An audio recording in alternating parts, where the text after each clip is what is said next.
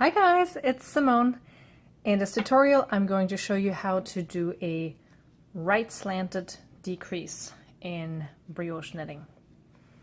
You're going to work like usual until you get to the point in the pattern where you need to do your decrease, and the decrease is going to be worked over 3 stitches.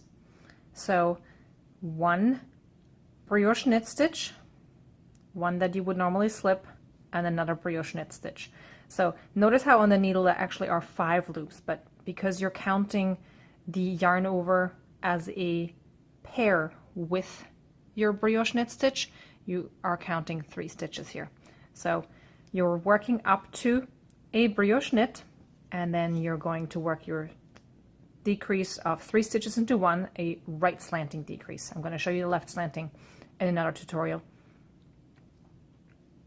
So to start, you're going to make sure that the yarn over stays over your slipped stitch from before. You're going to slip your bark stitch. Just slip it. Then you're going to knit the next stitch, which normally would be a slipped stitch.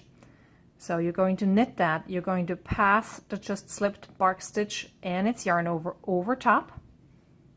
Now you're transferring the resulting stitch back to the left hand needle, and you're going to pass the next bark, including the yarn over top of that, and then transfer it back to the right, and you're done. And you see how this slants to the right. I'm going to show you one more. Hang on, just need to work until I'm over there. My needle's poking out in weird ways. So here's my next one. Again, I'm going to be working the decrease over the 3 following stitches: a knit column, a bark column, a purl stitch, which is your slip one yarn over normally, and the next knit column, the next bark stitch. You end up with the slip one yarn over.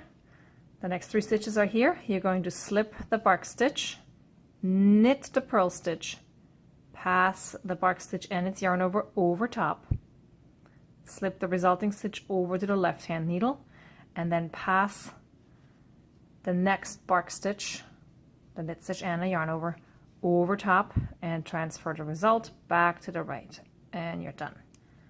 Let's see if I have one. I have one more in my pattern I can show you. So again, I'm just going to work to the right spot. So these 3 stitches are where our decrease is going to be. You're again going to slip the knit stitch and the yarn over. You're going to knit the purl stitch, pass the bark stitch over, transfer this to the left, and then take the next bark stitch, the knit stitch with the yarn over top of that, and slip it back. So yeah, you're transferring back and forth a little bit, but it does the trick, and that's really what you want. And here's just a bark stitch. So this is what we're doing here, the slanted decrease.